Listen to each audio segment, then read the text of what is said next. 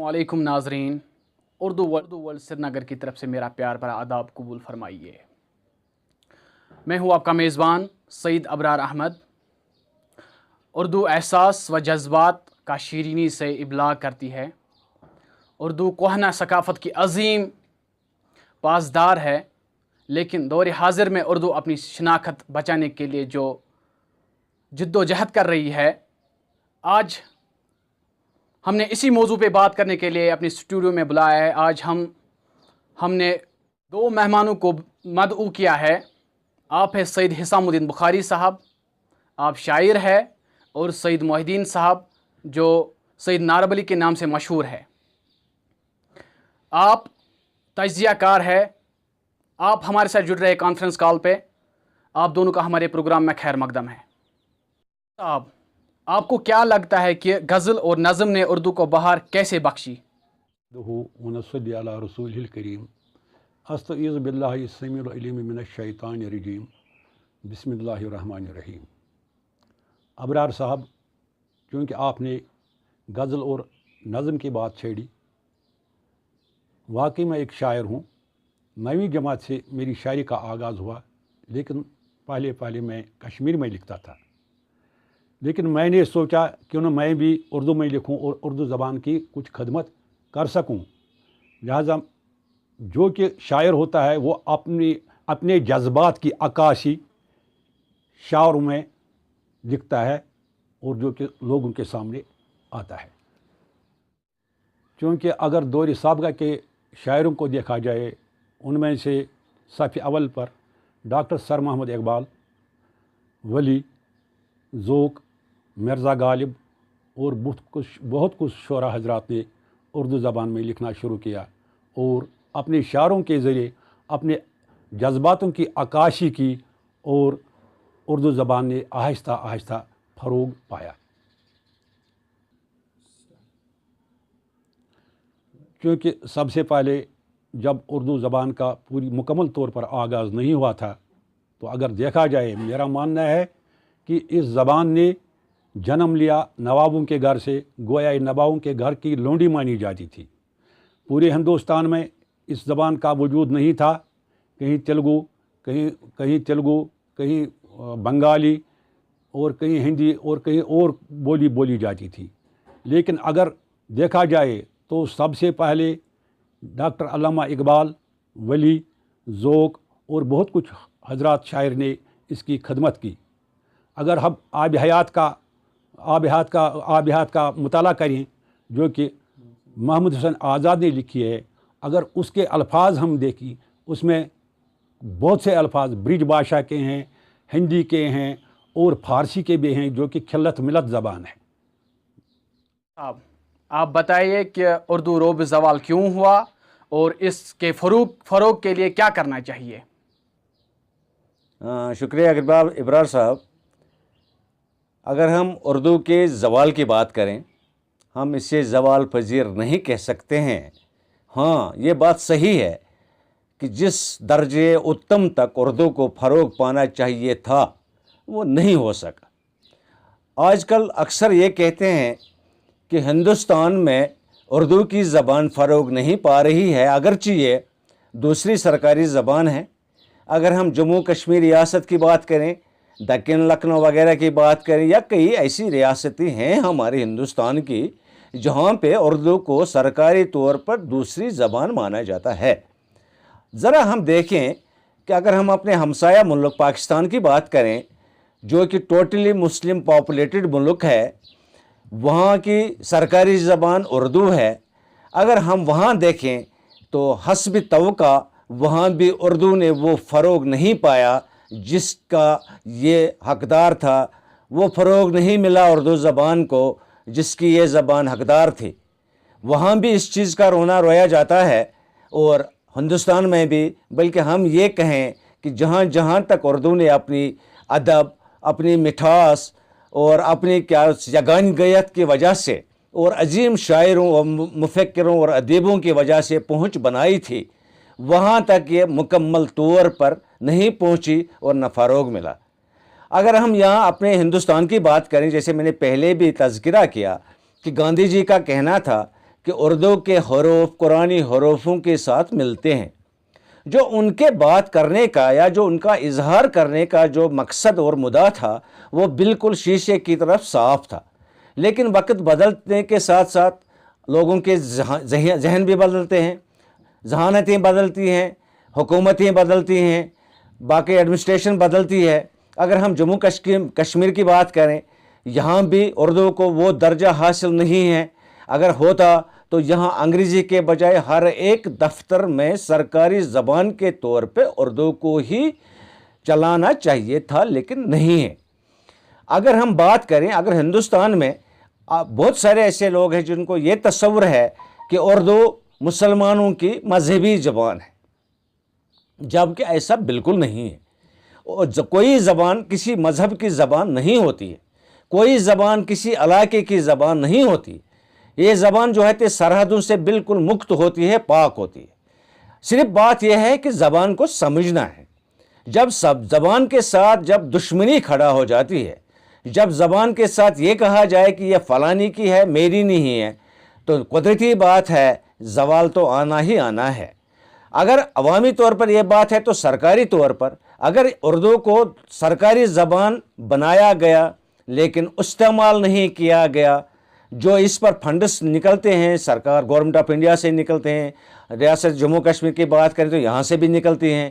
یہاں ایک آرڈر نکلا تھا، میں سامعین کرام کو میں یاد دلانا چاہوں کہ ریاست جموں کشمیر میں ایک گورنمنٹ آرڈر نکلا تھا کہ ہر کسی سرکاری دفتر پر جو سائن بورڈ ہوگا وہ اردو میں ہونا چاہیے. جو بڑے بڑے اسٹیبلشمنٹس ہے، جو بزنس اسٹیبلشمنٹس ہے یا باقی چیزیں ہیں، تو سائن بورڈ اردو میں ہونا چاہیے. اگر ہم گراؤنڈ پہ دیکھیں اس آرڈر کا اطلاق کتنا ہوا تو شاید وہ زیرو کے برابر بھی نظر نہیں آ رہا ہے. جب سرکار ہی اپنے کسی اجرا کردہ فیصلے پر، ایشوڈ آرڈر پر، ایشوڈ ڈائریکشنز پر اگر سرکار ہی کام نہیں کرتی ہے تو ہم لوگوں کو مردی الزام نہیں ٹھہرا سکتے ہیں. چاہیے تو یہ ہے کہ جس طرح مدارس میں کہ یہ کہوں کہ اگر مدارس میں اردو کا چلن نہیں ہو، اگر شاعری اردو میں نہ ہو، تو مجھے لگتا ہے شاید اردو اور بھی زوال پذیر ہو گیا ہوتا. لیکن شکر ہے کہ اردو جیسی میٹھی زبان، اردو جیسی میٹھی شاعری یہ اور کسی زبان میں نہیں مل رہی ہے. ہر ایک زبان کی اپنے ایک امپورٹنس، اپنی ایک افادیت ہوتی ہے، لیکن جو مٹھاس اردو میں ہے، جس وجہ سے اردو بولنے، اردو مشاعرہ ہونے، اردو کا کہیں پہ گانا آپ دیکھ لیجئے، آپ فلموں کی بات کیجئے یا کہیں کی بھی بات کیجئے، جب اردو کا کوئی گانا بجتا ہے، جب اردو کا کہیں مشاعرہ ہوتا ہے، جب اردو کی کہیں محفل ہوتی ہے، تو آپ دیکھیے لوگ ایک دم تن من دن سے اسی کی طرف مبذول ہو کر اسے بڑی گہرائی کے ساتھ سنتے ہیں. کی ہے کہ عوامی سطح پر اور سرکاری سطح پہ، دونوں سطحوں پہ، اور خاص کر جو اردو کے ساتھ وابستہ ہے، شعراء حضرات ہے، ادیب ہے یا باقی ہیں، it is there moral duty کہ وہ انیشیٹیوز اٹھائیں، سرکاروں کو بھی مجبور کریں کہ ہم اردو کو پھر ایک بار وجست بخشیں، اردو کو پھر وہ مقام بخشیں جو مقام اسے حاصل تھا. یہ ناممکن نہیں ہے. بخاری صاحب، چونکہ آپ سعید صاحب کو سن رہے تھے، آپ کی اس بارے میں کیا رائے ہے؟ محی الدین سعید صاحب نے جو کچھ فرمایا میں اس سے بالکل متفق ہوں کہ انہوں نے کہا کہ اردو کے الفاظ قرآن کے الفاظ سے میل کھاتے ہیں. یہ صحیح ہے، الفابیٹ صحیح ہیں. اور یہ بھی کہا انہوں نے کہ یہ لشکری زبان ہے. یہ بھی صحیح ہے، چونکہ بہت سے لشکر یہاں آئے اور اس زبان نے آہستہ آہستہ لشکر کے ذریعے بھی وجود پایا اور مورچ وجود میں آئی. ایک بات میرا ماننا ہے کہ ایک بات انہوں نے صحیح کہی کہ اس ملک سے باہر پاکستان میں یہ زبان سرکاری زبان کے طور پر استعمال کی جاتی ہے دفتروں میں، لیکن یہاں ہندوستان میں کسی بھی اسٹیٹ میں یہ زبان دفتروں میں نہیں استعمال کی جاتی ہے، جبکہ دفتروں میں اس کا استعمال ہونا بہت لازمی بنتا ہے. اس سے اردو زبان اور فروغ پاتی. اگر ہم محی الدین صاحب نے ایک بات اور چھیڑی کہ سکولوں میں اس زبان کی طرف پوری طرح دھیان نہیں دیا جاتا ہے. یہ صحیح ہے، سکولوں میں یہ زبان پوری طرح نہیں سکھائی جاتی ہے، نہ پڑھائی جاتی ہے. اگر ہم आज का दौर देखेंगे तो ज़्यादातर बच्चे अंग्रेज़ी की तरफ राग़िब होते हैं। अगर देखा जाए उनको उर्दू ज़बान बिल्कुल बोलनी नहीं आती है। इसीलिए मैंने पहले भी कहा और इस वक्त भी मैं इस बात की तरफ इशारा करता हूँ कि डॉक्टर सर मोहम्मद इकबाल ने पहले ही कहा है, शिकायत है मुझे या रब खुदावंदानी मकतब से सबक शाहीन बच्चों को दे रहे हैं खाकबाजी का।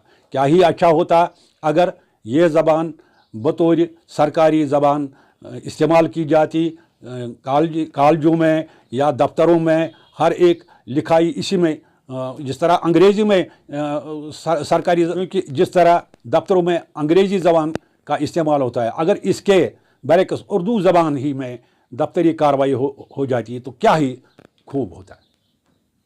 सईद साहब, चूँकि आज के मौजू पर हमने जो बातचीत की आपके साथ, उसके इख्तिताम पर आपका सामीन के लिए क्या पैगाम होगा? जी इब्रार बेटा, आज तो जिस मौजू पे हमने बात की, ये सैर हैसल बहस करने की कोशिश की, इसके लिए काफ़ी लंबा वक्त चाहिए, लेकिन फिर भी हमने एक हकीर कोशिश की कि हम इस पर अपनी नज़र डालें। तो मेरा जो लास्ट में पैगाम है, न सिर्फ सामीन के लिए ही, मैं सरकार के लिए भी ये पैगाम देना चाहूँगा।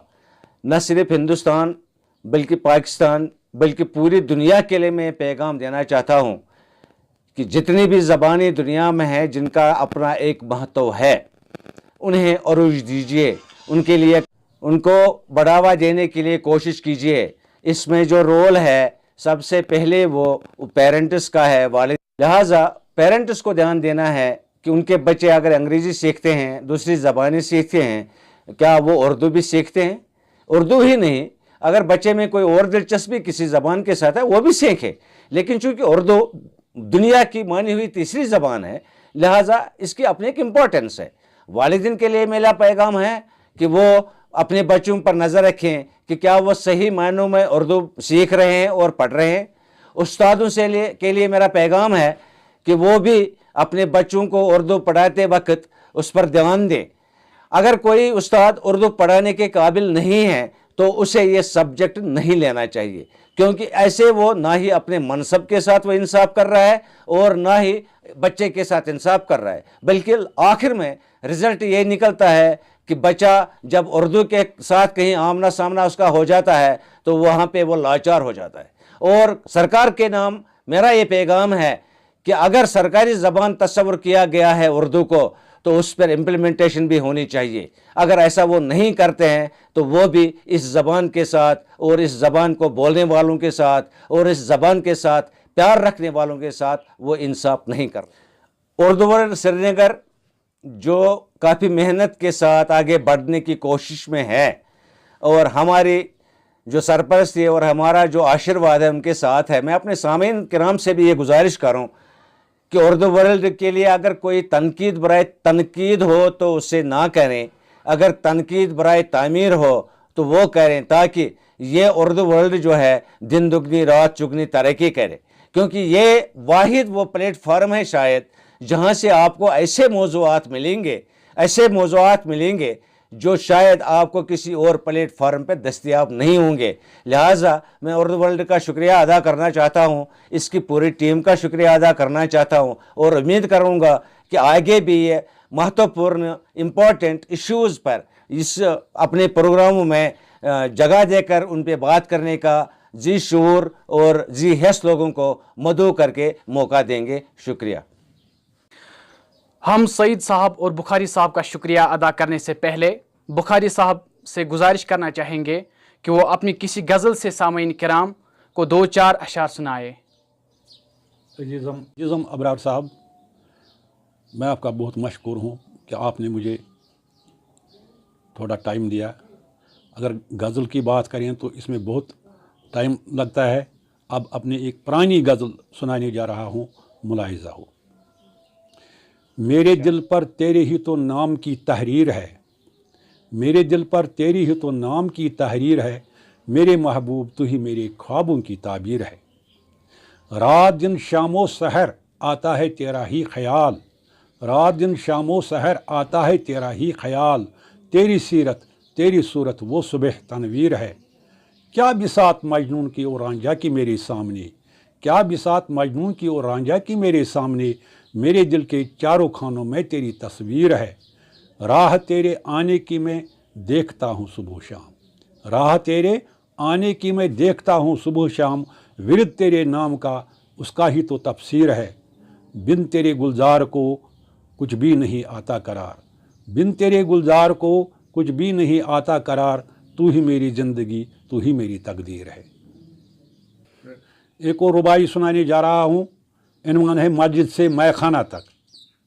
ارے زاہد یہ تیری زہدگی کیسی، ارے زاہد یہ تیری زہدگی کیسی، ارے زاہد یہ تیری بندگی کیسی، یہ محفل بادخاروں ہم فقیروں کی، جب آئیں یہاں تو پھر شرمندگی کیسی۔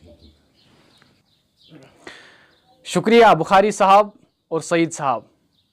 سامعین کرام، ہمیں امید ہے کہ ہمارا آج کا پروگرام آپ کو پسند آیا ہوگا۔